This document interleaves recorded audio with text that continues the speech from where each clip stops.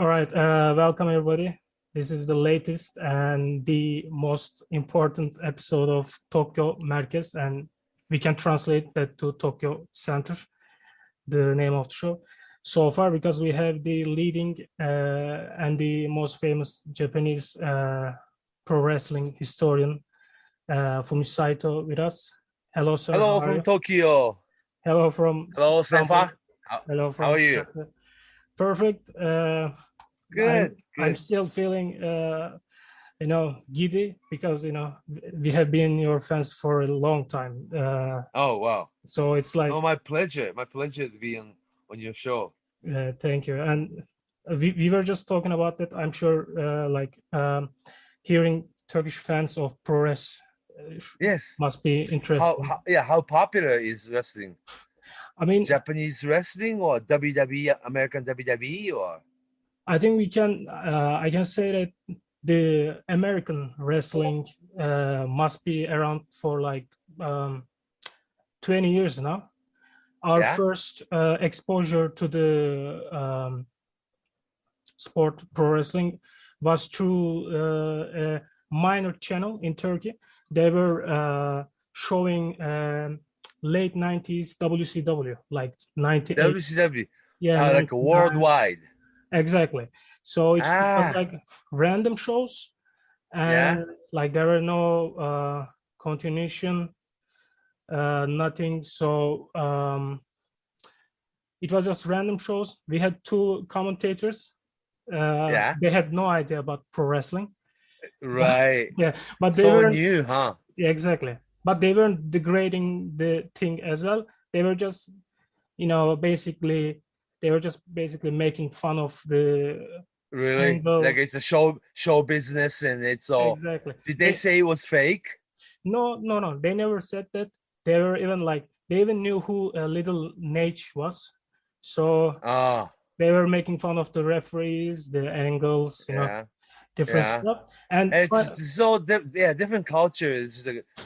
Very interesting altogether. And funny enough, they never called this thing pro wrestling. They called pancreas. Oh, pancreas. Yeah, of course. So I don't know if that had any relationship with the promotion called pancreas. Japanese pancreas. No, nothing to do with it. It's a Greek and it's like ancient martial arts pancreas. Yeah, right. I remember reading something like that, but it was really interesting. Why I had no idea. Yes, it has nothing to do with Japanese pancreas. No, Japanese pancreas name was taken from the ancient Greek, ancient Roman gladiators. Yes. Yeah. Maybe. It's a historical name. Pancreas. Pancreation. Yeah. Pancreation. Yeah, I thought so too, but nonetheless, ancient Olympic martial arts. Yeah, it was weird times. We had no idea about like my generation or prior to. But you have in Turkey, you have strong wrestling, and obviously you have oil wrestling, other form of wrestling. Yes. The traditional like oil wrestling. The oil wrestling, of course. Yeah, we had that also like. In terms of like Olympics and stuff, like wrestling is one of our like primary disciplines. So it's still wrestling. What we're talking, pro wrestling, professional wrestling, still wrestling. Yes, it's a different, different interpretation. It became part sport and part entertainment, and it's very unique, and it's really interesting that this form of professional wrestling being introduced to the country that didn't have wrestling this way. Yeah, do you have after WCW, did you have any other wrestling on television? I think we didn't have any. We had the reruns of those shows on that channel for a good couple of years, like from I guess 2000 to 2002, 3. But like after that, I think until the late 2000s, I'm not really sure about the year, but I guess like 2007, 8 or 9-ish, we had WWE SmackDown. So SmackDown. Yeah, that's a big show. big show and only show that we had for a long time. SmackDown was Turkish subtitles, or do they have voiceover?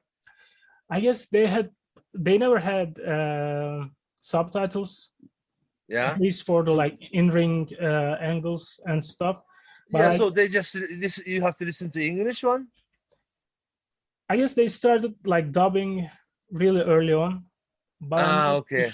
At that point, personally, I wasn't really into that because they weren't really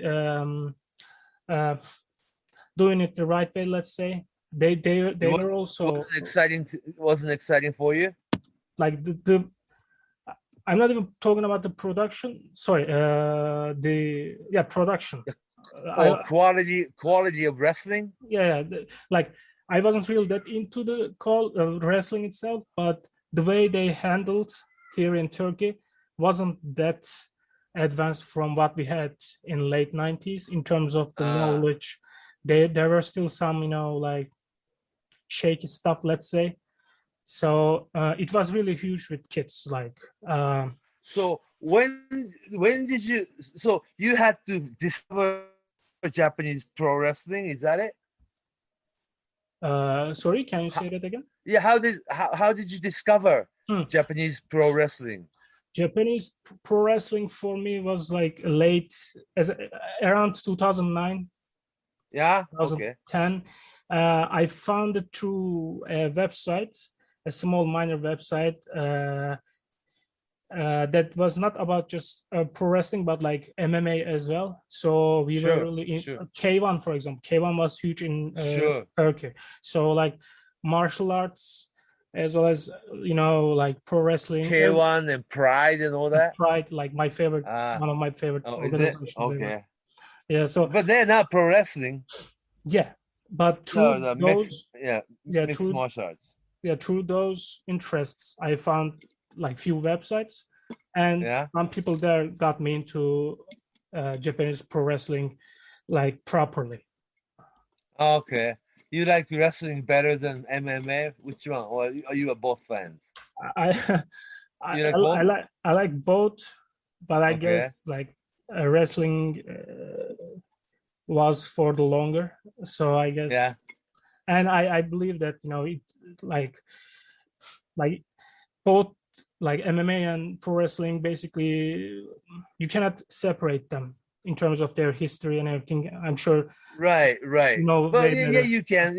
Well, guys, if you gotta, if you go into this, all the details of how it evolved and how it all started and mingled and went a separate way, they will probably need a whole 10 episodes to do so. But tonight, I'm so glad that we came into your podcast show, and then you had about 10 questions that you really needed to ask, and I really want to provide the answer. And I just wanted to know how popular this pro wrestling and Japanese pro wrestling or American style pro wrestling can be really popular in Turkey, and it's really interesting, I think. I mean, once again, thank you for coming. And let's do it. We're all on the show, and you have a few questions, so let's go through all these questions you always wanted to ask me. Yeah, but before that, I must say like a few more things about pro wrestling in Turkey. Yeah, go ahead, please. I can say that like it was at its peak like 10 years ago. Then they started, showing WWE shows on primetime TV here. Oh, okay. So Monday Night Raw and SmackDown? Yeah, SmackDown was the first one. For a while, people thought pro wrestling was called SmackDown. Okay. Okay. Very interesting. Yeah. Do they show Monday Night Raw now too? Yes. Raw added later on. I guess now it's not on primetime TV anymore. There are some still like cable. Okay. But you called wrestling a SmackDown show, huh? Yeah. Interesting. Very interesting. It was let's watch SmackDown. Exactly. I guess they like the phrase. That's fine. Yeah, that's very interesting. And for of course, Japanese wrestling, it was the rise of New Japan, like around. So New Japan have television in Turkey? No, but okay. Like from 2015 to 2018, I guess, just like everywhere else in the world, it became something huge. Like for me, I was away from the Turkish scene, let's say, for a while. So I had no idea that people started getting into New Japan. Like they started to see people like Kazuchika Okada, Tanahashi, Tanahashi, Kenny Omega, Naito, AJ Styles. They knew AJ Styles, of course. Yeah. But very interesting. Kota Ibushi, yeah. Yep. And now, like, there's some part of the fandom that really into, like, some of them only follows Japanese wrestling at this point. Very interesting. And one of them is me, actually. But like, I was also surprised by the amount of people who are really into not just New Japan. Like we are watching and talking about Joshi promotion. Like Joshi too. Okay. Yeah, very like interesting. All Japan. We just had a recording because last weekend was Cyber Fight Festival. So we are trying to grow our numbers. Did they show Cyber Festival in Turkey? No. We had to do it online. Because it like I don't think it can happen anytime soon in terms of like on TV, but maybe in the future, who knows? We can online that the hardcore fans you can actually watch WWE Network. I mean WWE Network in Turkey, and also New Japan World you can get in technically you can get in Turkey too, right? Yeah, exactly. Like we can basically access all Japan TV probably. Yep, exactly. And Stardom World. Like anything on the internet, you can basically watch it, right? Exactly. Or the wrestling that are on YouTube, you can always find. Yep. Like I'm not that old, but even when I compare today to 10 years ago, the accessibility is like different, and I cannot even imagine how it was back in 90s and 80s. So it's a big luxury for us to have this many options through internet. Yeah, but see, it's hard. You have to really go out and find, if you really want to watch 1990s women's professional wrestling from Japan, you have to look for it. Yeah, that's true. Isn't channel. So, well, we can talk about that. So there was a few questions that you wanted to ask.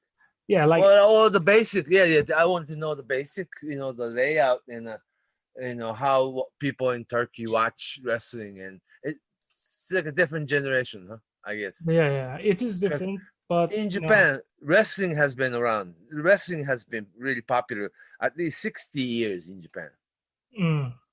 60 years at least. Yeah, it's I think we can call it, it's a part of the fabric of the culture, society, I suppose, in a way, right? Yeah, it was first American pop culture that was introduced after the war. There was a war, 1945. There was the war. The World War II ended.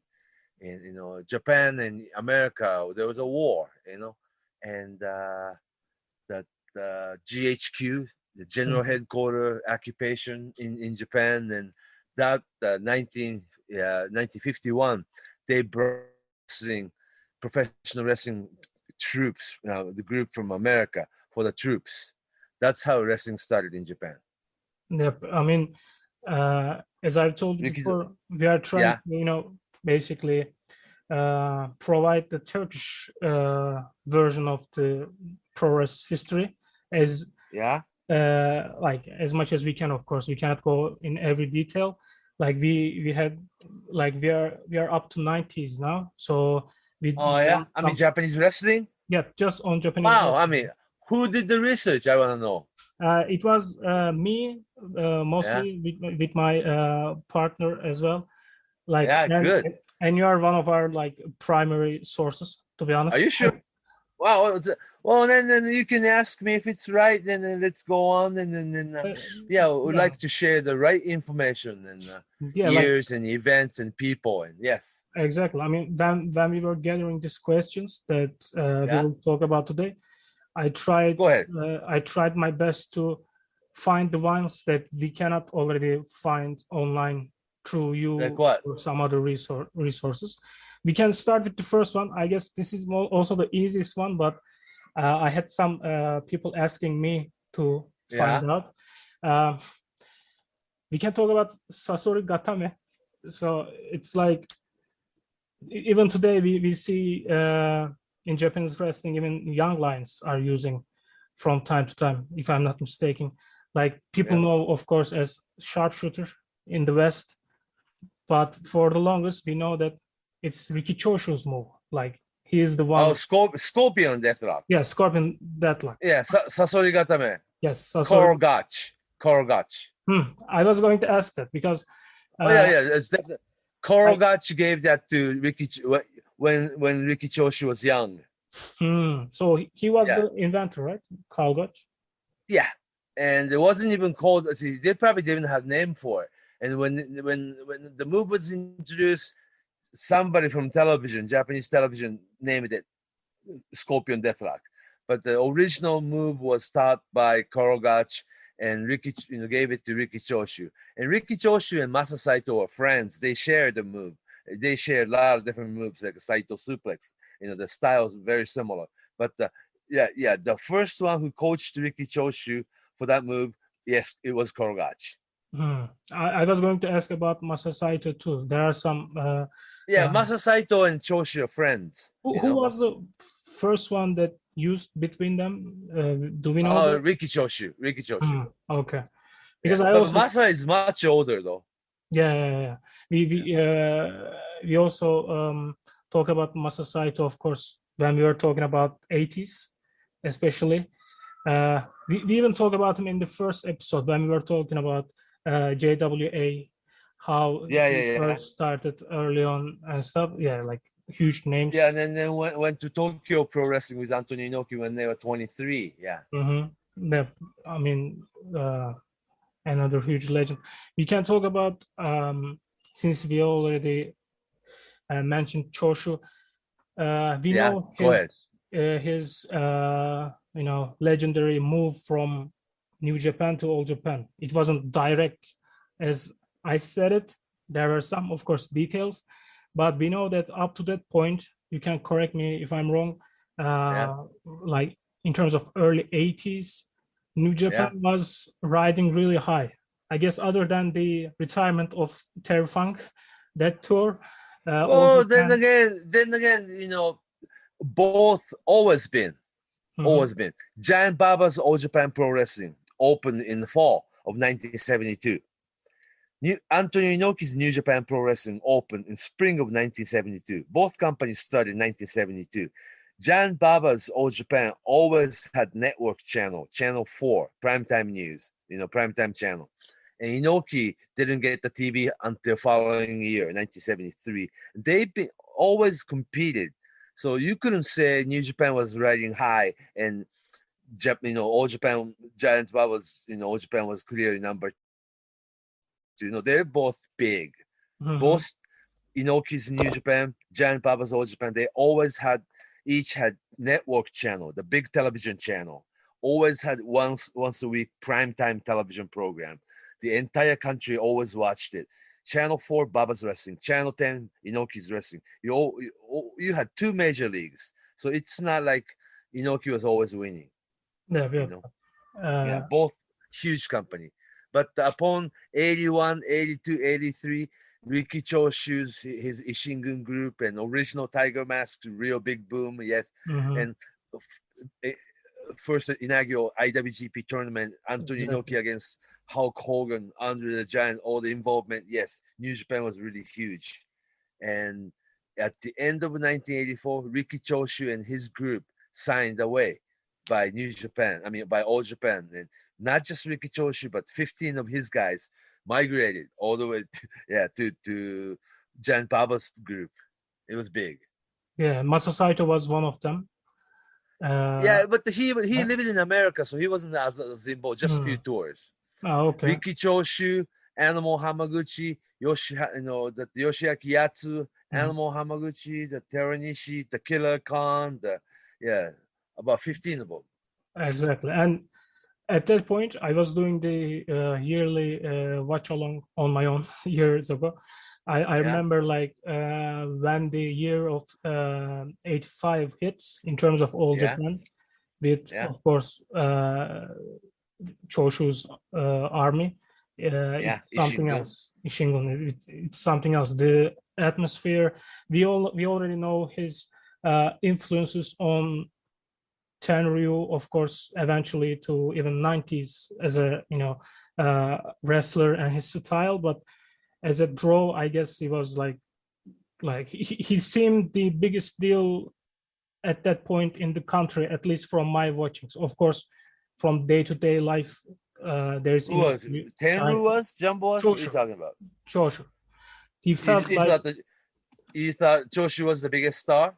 Yeah, at that point, then he jumped to All Probably, but Inoue was always a lot bigger star than Joshi. Inoue was, and Giant Baba altogether was more famous than Riki Choshu. Riki Choshu was the hottest guy, like like a Stone Cold Steve Austin, or your Rock, or somebody like John Cena, or Inoue and Giant Baba always was like your Hulk Hogan, Ric Flair, or like a really, really super famous guy to be in that spot forever. Riki Choshu was so popular because he was like one of the original bad guy Japanese. The long hair that always formed this faction, Riki Choshu Gundan, Ishin-gun, and fought against the establishment. Establishment is always Inoue and Fujinami's group, all babyface, and Giant Baba, Jumbo Tsuruta, at the time Tenryu, babyface. And after Riki Choshu, worked with All Japan for 2 years. Actually, it was 2 short years, only 85 and 86. By spring of 87, they were all going back to New Japan. But that was a time, actually, All Japan and Giant Baba's booking idea did really well, that they separated Jumbo Tsuruta and Tenryu Genichiro, kept Jumbo Tsuruta as babyface, and you made big, huge heel turn with Tenryu, and Tenryu became your Choshu style guy. Yeah, he formed his own group. Faction. So it's so much bigger and better when Tenryu turned and he became his own, not a big heel, but his individual, like anti-hero kind of. Yes, I think, because by being a tag team partner of Jumbo Tsuruta, you're clearly number 3, Exactly. But so the turning Tenryu was a big success.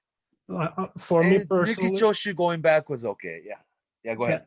I was going to just say something shortly. For me, the late 80s Jumbo Tsuruta Genichiro Tenryu series is like maybe the best ever. Like for me as a fan, because that was the first time I started. I mean, quality of wrestling, the match itself. Yeah, good matches. Intensity. And also, it was the first program that the Tenryu actually beat Jumbo 1, 2, 3 in the middle of the ring. That made the day, It's always so hard to beat Jumbo, Jumbo, I always say this, maybe I'm wrong, but Jumbo might be the ace that we can, like, if there's so talented and so big and great athlete, he was always protected. But actually, the truth is, he was not exactly the most popular either. And back their mind, you are cheering for Tenryu, because underdog is always more popular. Yeah, right. At that point, even though he was bad guy. I can see that, because as a big Tetsuya Naito fan, I feel like Naito is like what Tenryu was, and originally what Choshu was Then he turned his bad guy you loved. Yeah, you're a bad guy, but such cool guy. So you have to love him, right? Exactly. So it's like I love that's a wrestling Formula 101, though. I was going to say this. I like this trope. Like some stuff are happening again and again, but it always makes sense and works. Sure, that's wrestling. Exactly. Yeah. So since we are also still in 80s, we can talk about George Takano, Cobra. I guess he's a really different case because I mean, I just know the general information, of course, but they wanted to make him a new Tiger Mask, but he didn't want to be a junior, if I remember correctly. Then that's not it. I don't think I just don't think he was as talented as original Tiger Mask. That's true. And the timing was really bad. See, right after the original Tiger Mask, Satoru Sayama quit in the middle of summer, and whomever being brought in right away as a new hero, the Cobra, people are not going to like you very much. You know what I'm saying? See, Joji Takano, the Cobra, was talented, very talented, but people are not ready to cheer him. No. Right after Tiger, this original Tiger Mask, pretty much retired, and he was replaced right away on television. Here's your new hero, like him. It's like people were not going to like him very much. It was not his fault, but it was really hard. I was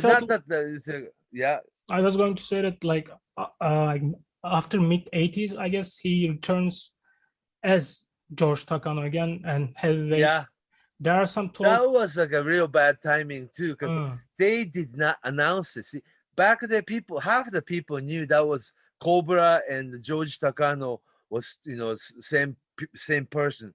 Half the people knew it, but the New Japan Wrestling Company pretended that it was just like, never happened and introduced as a totally different wrestler. It's like people felt that you were insulted by it. Oh, I didn't know that. You gotta announce it. It's the end of the Cobra. Then you bring in your new, he was traveling in Mexico. Now he's coming home from Mexico, and here's a new guy, George Takano. It's really insulted people. They needed a big story and big match to finish Cobra, then evolve into new character George Takano. They skipped the whole process. Exactly. It sounds lazy. I had no idea about it. I didn't know they brought him back with no backstory, no ending. They pretended, and the Cobra never happened. Wow, that's it. Bad, huh? Yeah. But how about we know UWF guys? Then of course Choshu's army. There are so many people going, coming, going. Maybe that's why. And New Japan, new 1987, 1988 New Japan roster. Yeah, so many. New Japan's regular faction, babyface, Inoki, Sakaguchi, Fujinami, Kengo Kimura, all the babyface group, right? Then you have Riki Choshu, Masa Saito, Hiroshi Hase, Kensuke Sasaki, this Choshu's army. Then UWF guy, Akira Maeda, Takada, Fujiwara, Yamazaki, all these guys are in there, and American Gaijin teams. You got 4 different dressing rooms. Exactly. 56 guys, 60 guys working in the same night. That's just crazy. I guess we can say that George Takano had only one chance, maybe from 85 to 86, when there were some guys leaving, like Maeda's group and Choshu's group. They didn't really see George Takano, super talented, but he was not really placed well. After he came back as George Takano with no mask, he was paired with Rick, the super strong machine. Junji Hirata, his old friend, as a Repputai tag team. It didn't go that well, and either be a tag team wrestler or be a heavyweight new star, or he didn't really have program. You must be George Takano fan, huh? Yeah, I mean, okay. I'm a fan of so many people. For example, you were talking about Kengo Kimura. Like Kengo Kimura. Oh, you're a fan of him too. Okay. Yeah, like all very talented people. Exactly. But there are so many talented people there. When you list those names, it's just like all-star roster. It's really hard to. All right. Then you had a few questions that we should keep going because these are the questions you wanted to answer for years. Yes, exactly. If I can answer, I'll be happy to do so. We can talk about the end of the decade with the passing of Bruiser Brody. I know that it was 1988. Exactly. You even wrote a book on it. I was going to ask you about the books as well. Maybe I missed it. Is there any like English translated version out there? Do you have any plans? No. It's only in Japanese. I've been asked. And a lot of people's been asking when are you gonna translate your book into English? I speak and write English, but writing books is completely different techniques. I think I'm a very good Japanese writer, and I could write in English, but I don't want to sound like a college student. You know what I mean? I mean, when you write in English. I can see that, but I feel that there must be some professionals who also helps with this kind of stuff. So I'm just of course wishing that it's a possibility. I can also by doing this kind of podcast. Yeah, of course. That you're already providing. Things should be translated into English speaking world. Yeah. So if we go back to the question, we know there were some rumors or maybe facts about Brody's ideas of leaving Japan at the end of the decade to maybe America for the one last big run. But is it true? And also, you can talk about like what was his plans. Also, his passing had any effect on All Japan's booking in terms of gaijins, because with 90s we see less of influence from Western world when you compare to the previous decades. I don't say that. Bruiser Brody would have always involved with Japanese wrestling and very independent from American wrestling scene. He can always go back to America, have a match at St. Louis, the Chicago, the other places, that have wrestling. He can go into any independent and then draw 2,000 to 5,000 people on his own. But no, he wasn't gonna leave, Japan. Where did you hear that? I remember when I was first doing research about his passing, there were some, I guess, some of his friends in the business saying that he wanted to, stay out of Japan more at this stage of his career. Maybe it was just like how I can say, lessening the tours, not just completely, shutting down. I would say total opposite. He was gonna come to Japan more often than ever. Wow. I mean, there is no reason to stay away from Japan. That's where he made most money. Yeah, right. Exactly. Probably leaving All Japan Pro Wrestling and run his own company in Japan. He had a dream. Wow. He had a dream that he will open a new company in Japan, wrestling company in Japan. Wow, he wanted to do it. About that. He wanted to do it. That's interesting. And he will probably he would have done it with probably Victor. Yeah. With Victor, if you remember Victor Quinones. Of course. Who works for FMW and Wing and IWA Japan. IWA, he actually did run the company in Japan and trained a lot of wrestlers in Japan. Yeah. And I think he will probably eventually Bruiser Brody. Can you imagine Bruiser Brody staying with All Japan all through 90s and having single match against people like Mitsuharu Misawa or Kenta Kobashi or Toshiaki Kawada. I don't think he chose that. So he probably would have eventually, left All Japan, but still work in Japan. I don't know what you read, but I don't think there was any plan that he was gonna leave Japan. He wanted to spend more time with Japan instead. And I would guess that he would have some success with that project if he could. I think so. And also, see, he passed away in 1988, but through 89, 90, 91, 92, 93, there are more independent companies in Japan starting. Not the second version of UWF that broke into rings, the UWFI to Pancras to Battlers to Fujiwara Gumi. There's FMW, then spin-off of Onita's FMW. You have Wings, you have IWA Japan. Then there's a deathmatch wrestling like a Big Japan coming up. Then Universal Wrestling that had Japanese Lucha Libre, and Japanese Lucha Libre you have to talk about Michinoku Pro Wrestling. There's so many different good wrestling companies started in 90s. Exactly, and we already at that point we see wrestlers opening their places all the time. Even since we talked about George Takano brothers had pro wrestling. SWS. No, even after SWS, Pro Wrestling Crusaders, if I remember correctly. Right. Wrestling Crusaders, yeah. I mean, or NOW, Network of Wrestling. Yeah, there's so many different. Yeah. Not every company was success, though. Mm-hmm. Not every company was success. It's hard. Yeah, it's hard.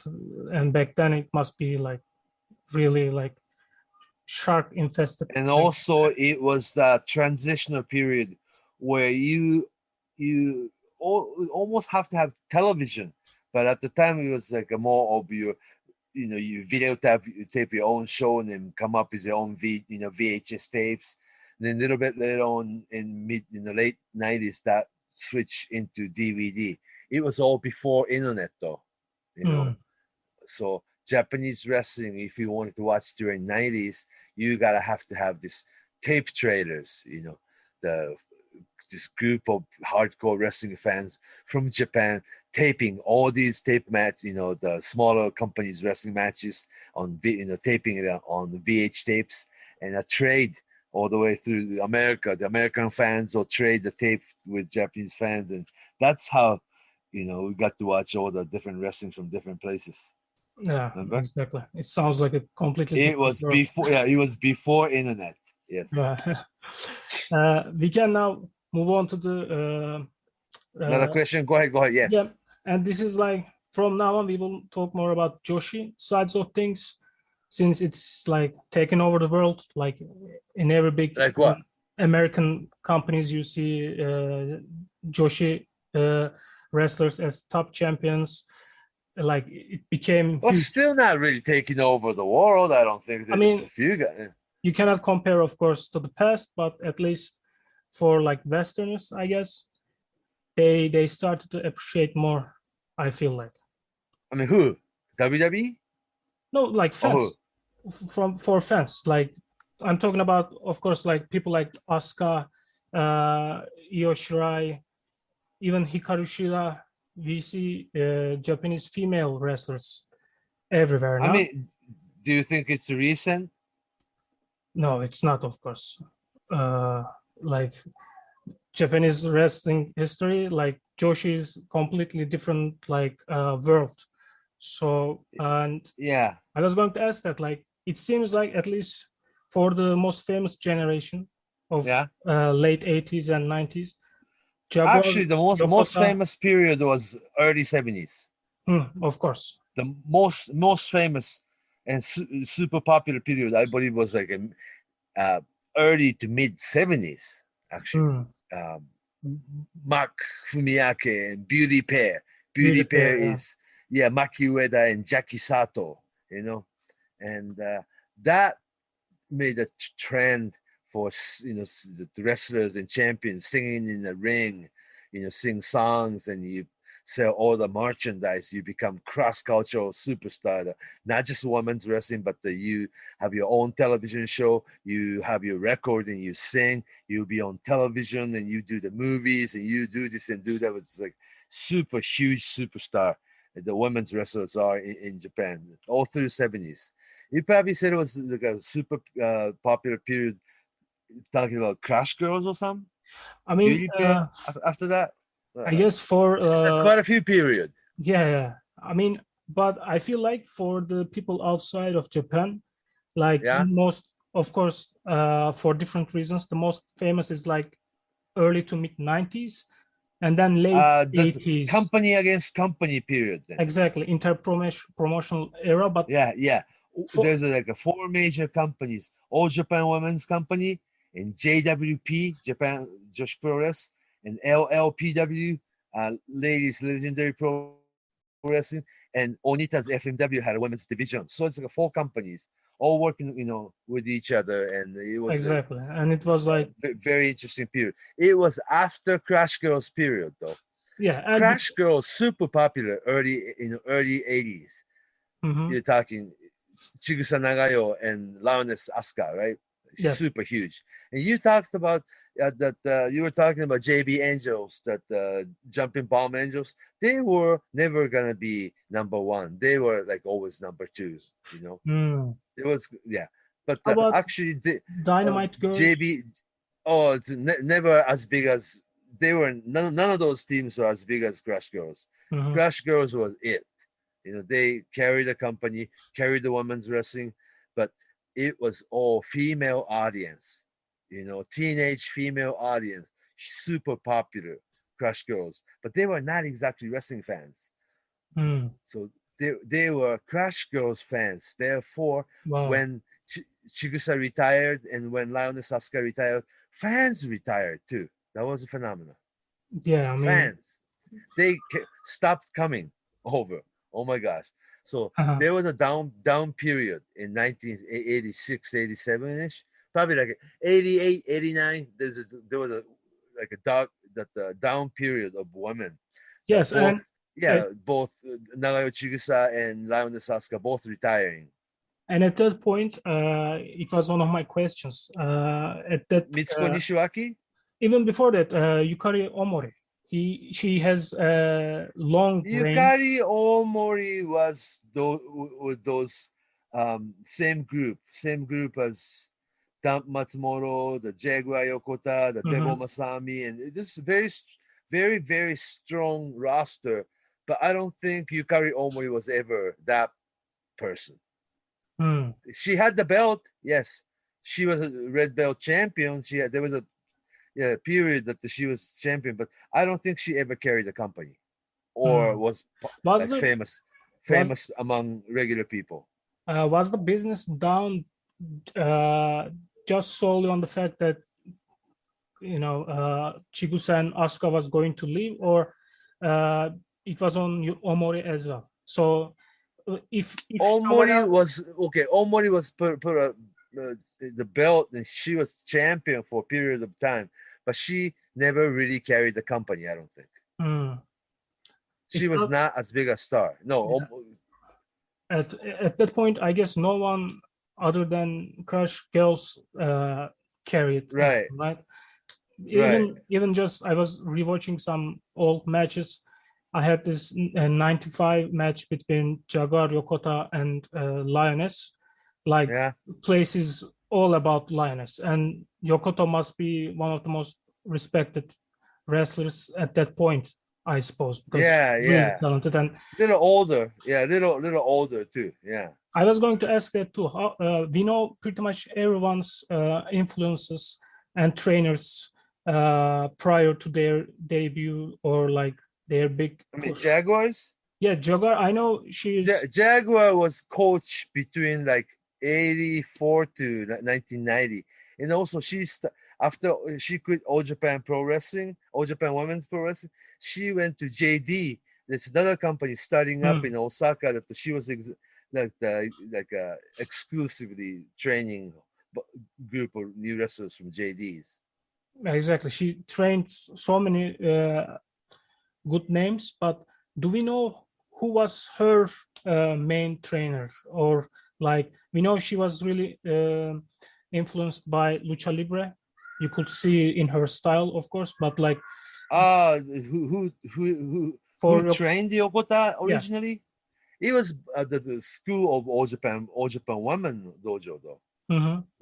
There are so many. There wasn't just one figure, I guess. No, not just one coach. No. No, okay. Because we couldn't find anything, and like me and some of my friends are huge Yokota fans, so we wanted to ask about who trained their senpais at the time. Yeah. We can talk about Mitsuko Nishiwaki. Of course. Was she at any point going to be big time player? Which she wasn't. You see, already did it after Leoneska's retirement. That the championship match for the vacant red belt. Mm-hmm. It was Mitsuko Nishiwaki against Bo Nakano. Yes. They choose at the end of it was 1988, 89 that no Asuka, no Chigusa, no Jaguar. Then there was going to be you were going to have red belt championship. Mitsuko Nishiwaki against Bo Nakano was the biggest pick, and they put Mitsuko Nishiwaki belt, and she was going to be champion. Then by the time she was champion, she was all ready to leave. She wanted to be a singer or something. Yeah. I mean, and also she really didn't carry the company. Really, that's really a down period of women's wrestling. Then we all had to wait until the merging of Bo Nakano and Aja Kong, the Bison Kimura, the Grizzly Iwamoto, the whole new, almost whole new generation of the Bo Nakano faction. Then they were strong, and then they made it into two forms that Gokumonto and Django Jack. Now you have two different teams, and they went on for 3 or 4 more years. I guess they all looks like heel, but they works like babyface. Exactly. Especially Bo Nakano dress like heel, but they work like strong. I mean, just storytelling, great professional wrestlers. Exactly. I guess I believe, I'm sure that many others believe this too. Like from 90 to 92, or even 93, I guess. Bull Nakano must be one of the best wrestlers in the world, period. She was the best, I think. Male or female, doesn't matter. Was and also she made Aja Kong a star. Yep, exactly. She made the new monster. And then also the people like Akira Hokuto, or Kyoko Inoue, or Manami Toyota, everybody shined by working against Bo Nakano. One time or another. Exactly. It all became star. Since we already mentioned, I am also a huge fan of Akira Hokuto, and so talented. Talented and charismatic. She feels different. She's and also she was one of the biggest superstar all through 90s. It probably for a period of time she was probably bigger star than Bo Nakano for a couple of years. Right. I mean. And also, then at the end of her career, she ended up marrying Kensuke Sasaki, another superstar from New Japan, and that's still the superstar couple to this day. I was going to say that for me, whenever people talking about like wrestling couples, like for me always Sasaki and Hokuto, it's like different level. And about Hokuto, as you said, like for me, like her 1993 might be the best single year for anyone ever, like in terms of like match after match, like against different kinds of opponents, different kinds of matches. And also cross promotion, the biggest card was Shinobu Kandori, right? Exactly. Single match. Both matches are good. First one being the most talked about, but I mean, and we see her in 1995 at the Big Egg Universe main event, basically as the top Joshi in the world at that point. But the show was so long. It was like a 9-hour, 10-hour long, and I was there all day long. Oh, I can imagine. It took me 4 days to finish. On my couch, so I can only imagine. At that point, I was going to ask this because I feel like there are big differences between Japanese wrestling fans and everywhere else. But she never got to hold the top title, WWE title. Did fans at any point? I think she didn't. She never got to hold the red belt. Oh, but they got the Tokyo Dome title just for her. Yeah, right. Tokyo Dome belt designed just for her. She was the champion of champions. But the Tokyo Dome, they came up with brand new championship belt just for Hokuto for that very tournament that night. So I think it made it special. And I also have this gut feeling that the red belt, WWWA, that the women's worldwide world championship belt, that represent Bo Nakano. So I don't think that Akira Hokuto really wanted it. That's Bo's belt. I don't want it. You know what I'm saying? I mean, I even heard, maybe you can correct me, they come to her to take the belt, the red belt, in 95 or 5 probably, but she wants to go to Mexico or America, and she says, Mexico, give it to Toyota. She even put no, you don't want any of that story. Bullshit. Okay. Yeah, don't believe any of that. And if you want to know anything, I'll tell you the story. These are not really good. Okay. Which is nothing to it. Yeah. But at this point, did fans, I'm sure you encountered some, at any point asking why they don't give the top title to Hokuto or something like that? Because we see that I just told you the answer.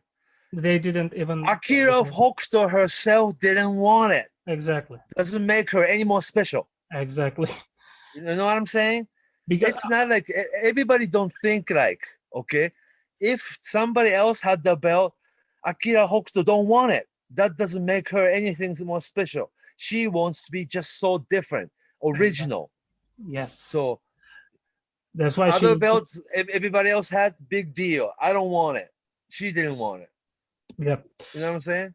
Exactly. We can also talk about Manami Toyota quickly. She must be maybe the most famous Joshi in terms of people outside of Japan through her in-ring ability. I feel like that's the case. Like probably because of the really Japanese looking long black hair. And, maybe and walking on the ropes, jump on the ropes and do the flip. Her style was pretty impressive for people. Was she meant to be at top at that point? They always groomed her, or do you think it was just she was good and they decided to go? No, I think she was a champion and she was a star.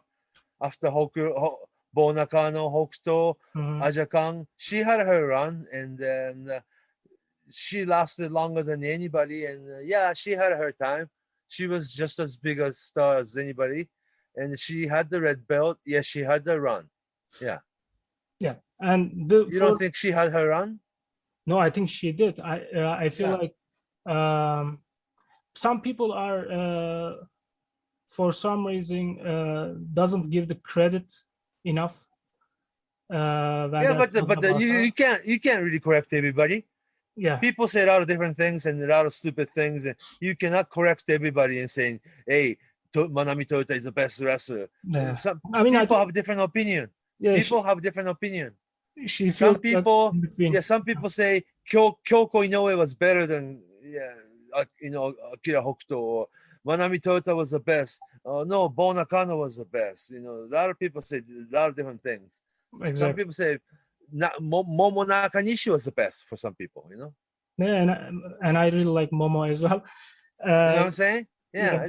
It's impossible. And since you said Kyoko Inoue, this is the last question. We know that she gets to hold the belt like after mid-90s, but there's also some leavings at that point. We see Aja Kong leaving for Arsion. I guess that's how to pronounce it. Arsion. Arsion. And Kyoko Inoue was gonna form her that Neo Ladies Pro Wrestling. Yeah, exactly. All Japan women was in financial trouble, and they weren't paying, late payment, and the girls were leaving, and all these things, and it has nothing to do with the title, though. Really, Kyoko had to leave because everybody had a different relationship with company. See, even if the paycheck was late, that Manami Toyota was not going to leave company. She was with the company. Hotta, Yumiko Hotta was with the company. But whereas other girls, if you're not getting paid, Aja-kan, Kyoko, all these people, no, I'm leaving, you're leaving. So you can't say that, you can't generalize everybody's different. Everybody's responsible for your own action. And you cannot blame anybody. Exactly. And, and these are people as well, just not just performers. So, and also you should stop thinking about who get pushed or who go groomed or programmed. It works more like professional sport. Who works harder and gets the spot, not like who the booker and the producer like or not like. This All Japan Women's Wrestling was so much like regular sports. Whomever worked the hardest will get the title. Sometimes they go into ring with 2 different finish, and the manager, his name was Kunimatsu. Okay, he was a referee and the booker. He sit in the desk, and if he's holding the pencil in the right hand, one team goes over. If he's holding a cigarette in left hand side, the other team goes over. So sometimes you go in the ring with 2 different finish, and who fights harder will get it. You know something? Does that make any sense? Fascinating, yeah, for sure. Very fascinating. So it's not like who gets pushed. I think that they were very fair about the people who are very talented. Exactly. As talented as Manami Toyota was, you will be star. As talented as Akira Hokuto was, you will be a champion one time or another. As good as Bo Nakano was, you had to be champion one time or another. So everybody had their chance. And everybody. And they were all talented. Yeah, exactly. They were at the time. They all shine. They all shined. No one seemed out of place.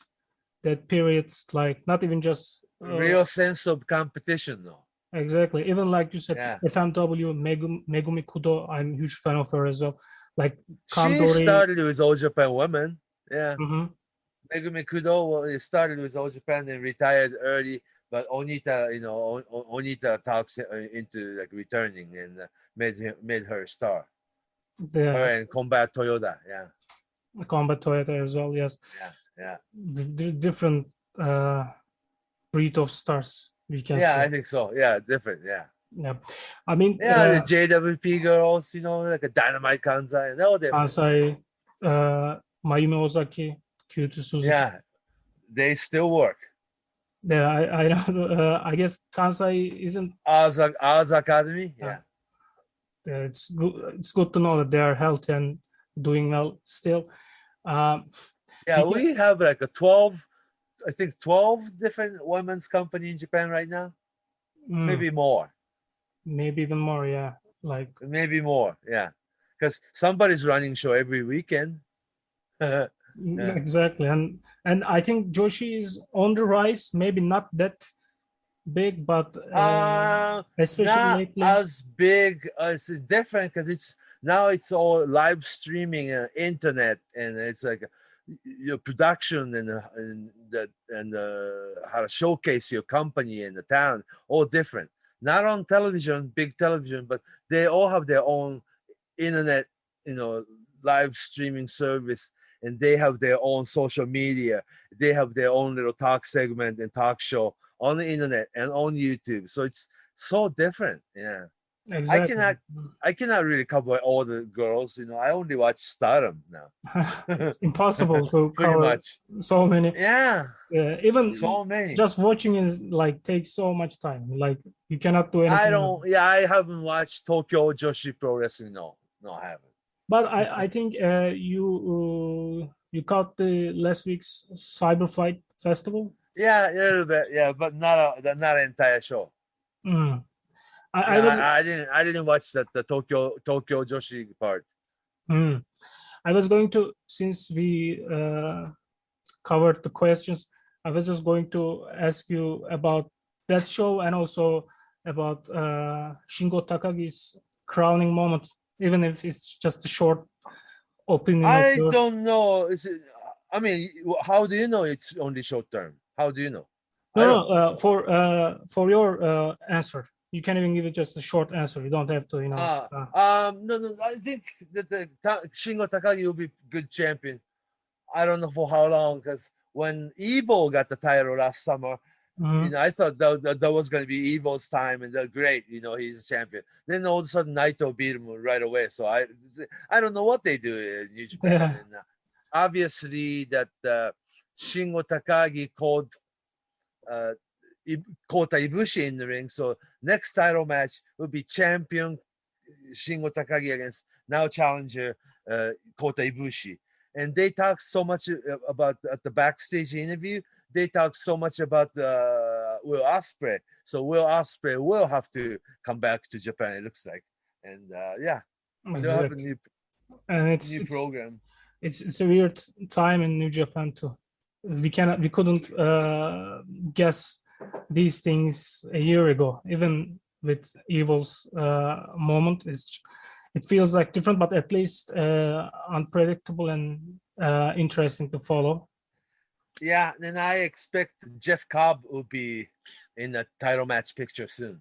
He will. The Jeff Cobb will be in the top 5 of New Japan cluster, one of the top 3 probably. Yeah. I feel like this was his year to prove himself. Yeah, Jeff Cobb's time is coming. I think so. Yeah, he's ready. That guy is really, really talented. So talented. And perfect. And Shingo Takagi is ready to become bigger star now than ever. Yeah, and like him winning the title after being the Dragon Gate guy, first ever Dream Gate and IWGP champion, it feels like Daniel Bryan moment of sorts, or like really? CM Punk. Like same with Kota Ibushi as well. Like New Japan always liked Ibushi, but at least like coming from DDT and a smaller company. Exactly. It feels like it's okay though, because New Japan fans don't follow other companies' other wrestling, so they know the information that Shingo Takagi used to work for Dragon Gate or Kota Ibushi used to work for DDT, but New Japan fans never watch other companies, so those things don't matter, really. They come from different company, but they are signed away by major company, which is New Japan only. And they shown that they can swim at the top. Yeah, they're like so much like WWE, They are the major company, and everybody wants to work for them. Exactly. And I guess we can wrap things up, because I don't want to hold you more. No, I can come back and do another episode, because I don't think we covered everything, and you had so many other questions. If we change the era from Japanese boys, men's wrestling to women's wrestling from 70s, 80s, and 90s, and all of a sudden you want to talk about current wrestling, so we'll jump back and forth. I don't think we covered it. We covered everything. So let's come back and do one by one, deeper. Okay, that will be perfect. That will be the best. Yes. Yeah, I would like to. Yeah, this was also it will be good opportunity for your friends to let's do it again. Exactly. And I thank you for them, for myself, for not just doing this, because you never have to do this stuff for people like us, but the fact that you have been providing this much information for years now, it's like you're doing a huge service, I believe, for pro wrestling. Don't worry about it. Sefa, let's do this show again, okay? Exactly. We'll come up with more interesting questions, and we can go back and forth, and I would know more about Turkey's, pro wrestling culture, and I hope we reach out a lot of people. How's that? Yes, perfect. Yeah, I will do better next time. And thank you for your time. Yeah, how do you say so long in Turkey? You can say görüşürüz. Görüşürüz. Yes, maybe. Okay. Görüşürüz. Or you can say thank you for listening. Dinlediğiniz için teşekkürler. Better than my Japanese. Okay. Okay. All right. Have a nice Let's evening. do it again. Thanks. See you. Yes. And thanks Bye. for everyone. See you next time. Yes. So long from Tokyo.